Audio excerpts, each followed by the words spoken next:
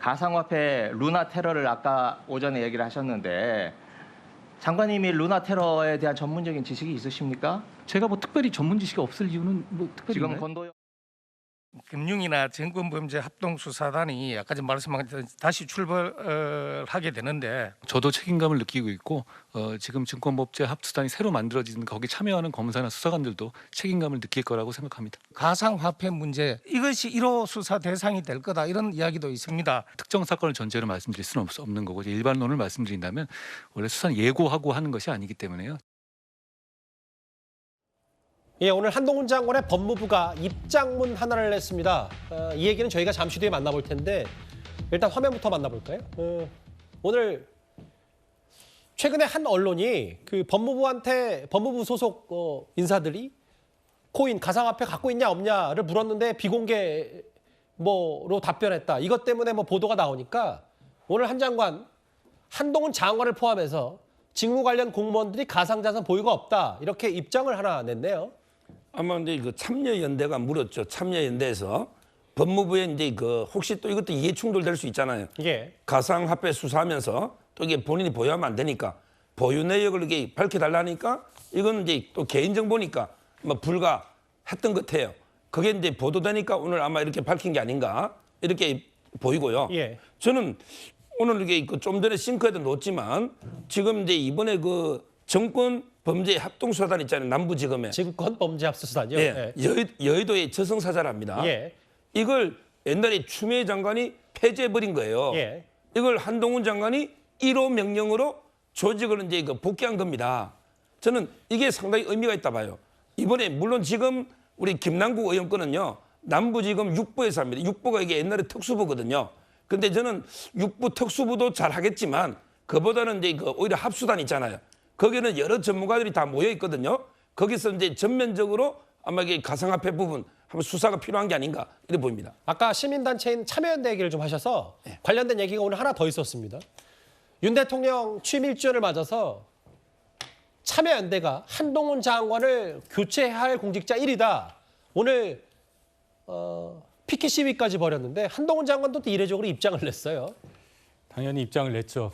왜 한동훈 장관 얘기는 이거죠. 왜 누구든 의견을 낼 수는 있지만은 정치단체로 볼 수밖에 없는 참여연대에서 시민단체를 참칭하느냐. 진정한 시민단체 맞느냐 이제 이 얘기를 한 건데 우리가 시민단체라고 얘기를 하려면은 예. 적어도 정치적 중립성만큼은 누구에게도 인정을 받아야 한다는 걸 전제로 하고 활동을 하는 단체를 시민단체로 우리는 인정을 할 수 있겠습니다. 그런데 참여연대를 포함해서 몇몇 시민단체들, 활발히 활동하고 있는 시민단체들을 보면 그 단체 소속원들이 특정 정당에 가서 국회의원이 된다거나 정치활동을 하는 경우를 많이 보게 되죠.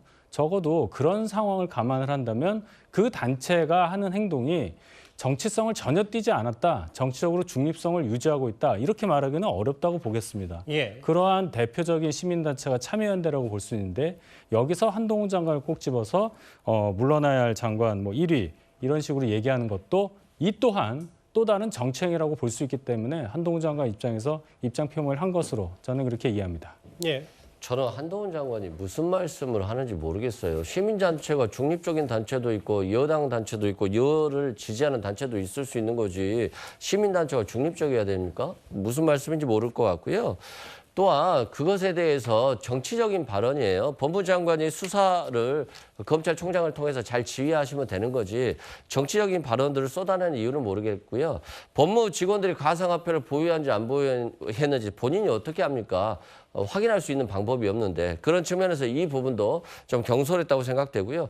과거 문재인 정부에서 문재인 대통령이 정책을 잘못되게 펴서 부동산이 폭등을 해서 서민들이 힘들겠다라고 굉장히 강하게 했던 단체가 참여연대예요. 예. 그리고 그 참여연대 때문에 서울시장 선거에서 민주당이 참패를 했고 또한 대선에서도 패배했어요. 참여연대가 중립적이냐가 중요한 게 아니라 서민들이 가려운 부분을 긁어주느냐 그게 중요한 것이지 뭐 중립적인 단체인 척하느냐라고 조롱하거나 비난하는 것들은 법무부 장관이 할 태도는 아닌 것 같습니다. 근데 이승훈 변호사님 이런 건 있잖아요. 시민단체가 물론 뭐 법에 규정이 돼서 정치적 중립성이 제일 중요하다고 규정이 되어 있는 건 아닙니다만 나라의 보조금도 받고 뭐 지자체 보조금을 받는 입장에서 정권마다 바뀔 때마다 언제는 보조금 많이 받고 수혜를 받고 그런 것 때문에 어느 정도의 균형장치 중립성이 있어야 되니까 그거는 보장이 되면서 뭐 이게 무슨 뭐 관변단체다 뭐다 이런 게 아니라 그래도 어느 정도의 통상적인 중립성이 있어야 되냐. 왜냐하면